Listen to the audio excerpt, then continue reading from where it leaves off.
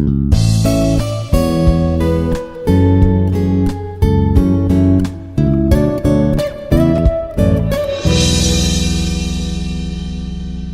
Annapurna, working as an assistant professor in the Department of ECE at Institute of Aeronautical Engineering. Today I am going to discuss about static and dynamic characteristics of an instrument. In the previous section, we have discussed about some of the static characteristics of an instrument. And before discussing about the remaining static characteristics, first of all, we will revise what is meant by static characteristics. Static characteristics of an instrument can be defined as the characteristics of an instrument which do not vary with respect to time t. Those are called as static characteristics. In the previous session, we have discussed about some of the static characteristics, and the next one is static error. As we know that error can be defined as it is the difference between true value and the measured value.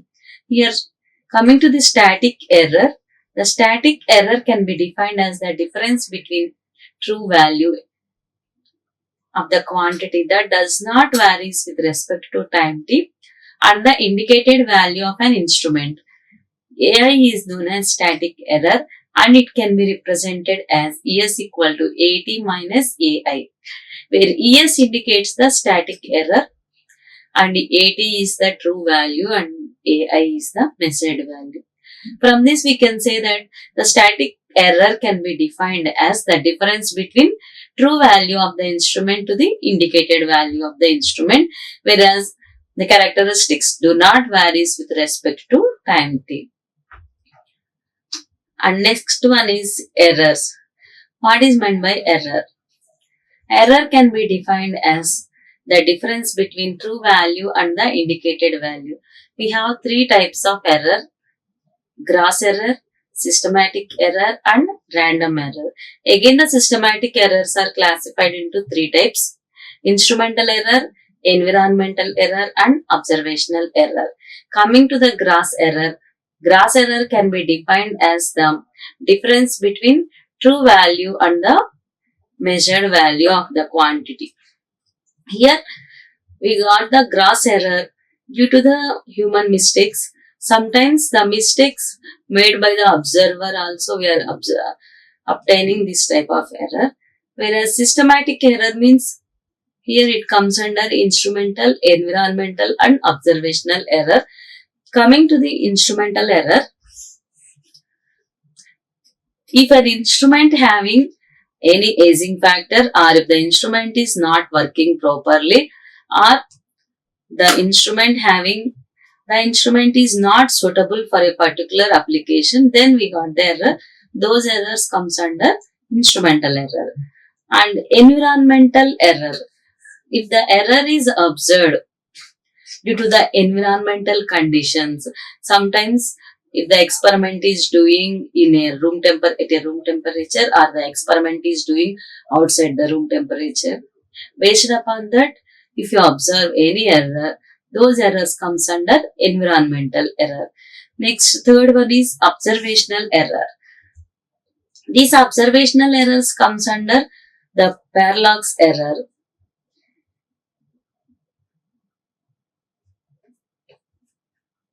So, while observer making the readings, if he got any error, those errors are comes under observational error. And sometimes the observer does not know how to handle the instrument, how to take the readings. Then if you got any error, those errors comes under observational errors. Finally, we can say that the systematic errors are mainly due to instrumental error, environmental and observational error. Instrumental error means while using the instrument, if you got any error like due to the aging effect of an instrument or the instrument is not suitable for particular application or the usage of instrument is not in a proper way, then if we observe any error, those errors comes under instrumental error. And coming to the environmental error, the error observed due to the change in the environment where we are doing the experiment, those errors comes under environmental error. And third one is observational error. While observer taking the readings, due to some parallax error due to, or the observer may not know how to operate the instrument, or observer is unaware of that equipment. If we got any error, those errors comes under observational error. And the systematic error can be overcome by taking proper readings while observing the readings, or while taking the readings. If the observer take proper readings without any parallax error, and before doing the experiment, observer has to take care of how to take the readings, then we can avoid these observational errors. Similarly, by maintaining proper environmental condition also, we can overcome this environmental error. Similarly, before using the instrument, if we check the instrument whether the instrument is working properly or not, then we can avoid the instrumental errors. So all systematic errors can be removed with the help of some proper precautions. But we have certain errors. Those errors are called as random errors. These random errors can be observed at any part of the instrument. While we are using the instrument, at any part of the experiment, we get this error. This type of error comes under random error. These random errors can occur at any time randomly, and these random errors affect the mathematical expressions. So we cannot remove these random errors, but we can remove gross error and systematic error. Finally, we can say that all these errors are mainly due to the usage of instrument and improper usage of observer. So we can remove all these errors with proper take care. This is about errors present in static characteristics of an instrument. Next, coming to the dynamic characteristics. As we know that the static characteristics means the characteristics of an instrument does not varies with respect to time t, are called as static characteristics. Whereas dynamic characteristics means the characteristics of an instrument which are used to measure the quantities or parameters that vary very quickly with respect to time are called as dynamic characteristics. Okay, dynamic. The name itself indicates that they will vary with respect to time t very quickly. So, dynamic characteristics of an instrument can be defined as the characteristics which varies very rapidly with respect to time t. We have 4 dynamic characteristics of an instrument. Those are speed of response, dynamic error, fidelity, and lag. These are the 4 dynamic characteristics of an instrument. First one is speed of response. Speed of response means the speed at which an instrument will respond whenever there is any change in the quantity to be measured is called as speed of response, and it indicates how fast the instrument is. Speed of response means, for example, if you are applying any input,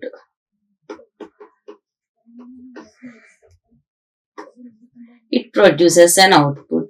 So, how fast or how quick an instrument can respond for the given input to produce the changes in the output is called as speed of response. How quickly the instrument will respond to the applied input and produce the output is called as speed of response. And lag. Similar to the speed of response, lag can be represented as the amount of delay present in the response of an instrument when there is a change in the quantity to be measured is called measuring lag. It is also simply called as lag. So, similar to the speed of response, in lag also, if we consider an instrument, we are applying an input and it produces an output.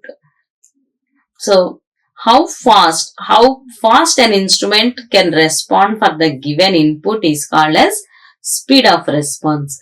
Similarly, how much amount of delay that the instrument can produce to to observe the change in the output is called as lag, or the amount of delay present in the response of an instrument to produce the change in the quantity to be measured at the output section is called as lag. So, if we observe the speed of response and lag, both the characteristics vary with respect to time t. At particular instant of time t, the output will be different from another instant of time. So, the speed of response and time, the speed of response and lag, both depends upon the time t. Next, dynamic error. Similar to the static error, we have dynamic error. In this, dynamic error can be defined as the difference between true value of the quantity that varies with respect to time t and the indicated value of the instrument, and it is known as dynamic error ED. As we know that the static error means the difference between true value and the observed value with respect to time t, with respect to that does not varies with respect to time t. Whereas in dynamic error, this dynamic error also difference between true value and the observed value of the time with respect to time t. The dynamic error is represented with ED, which is equal to true value to the identified value or observed value. The dynamic error ED can be defined as AT minus AI. And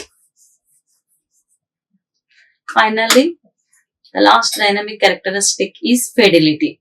Fidelity can be defined as the degree to which an instrument indicates the changes in the measured quantity without any dynamic error is known as fidelity. So, how an instrument will change for the given input without having any dynamic error is called as fidelity. These four are dynamic characteristics of an instrument, and these four dynamic characteristics varies with respect to time t very quickly. Till now we have discussed about static and dynamic characteristics of instrument. So both combined together is called as performance characteristics of an instrument. The performance characteristics of an instrument can be defined as performance of an instrument whether it changes with respect to time t or it does not varies with respect to time t, comes under performance characteristics. In that we have static and dynamic characteristics. Now statistical analysis. The next topic is statistical analysis. What is the need of the statistical analysis? Why we are using the statistical analysis in our measuring instruments? So if you are doing one experiment and we are applying the input, it produces the output. But the obtained result, the obtained output may be correct or wrong, that we don't know. So, instead of taking the reading without knowing whether it is right or wrong, instead of that, if we do the experiment n number of times, if we doing the experiment n number of times and each case measure the input and obtain the output. So, for n number of times if you are doing the experiment, it produces the output. So, in all the cases, if you got the similar output, then we can conclude that the obtained result is correct. From this, we can say that if you are doing the experiment n number of times and measure the output readings for the given input values, then we can conclude that the observed result is observed or identified result is the correct result. So, we go for this statistical analysis. In this statistical analysis also, we are doing the experiment n number of times so that we get maximum accuracy and precision, and without any error we can measure the output readings. In this statistical analysis, we have four parameters: mean, deviation, average deviation and standard deviation.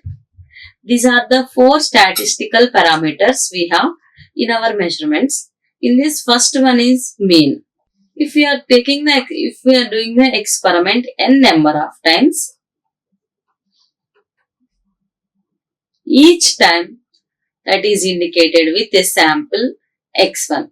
For example, if you are doing experiment n number of times, the first one is called as x1, x2, x3 and so on. We are doing xn times. So we have xn samples or readings. So the mean can be represented as x1 plus x2 plus x3 and so on xn divided by n, where n gives the number of times we are doing the experiment. So mean can be defined as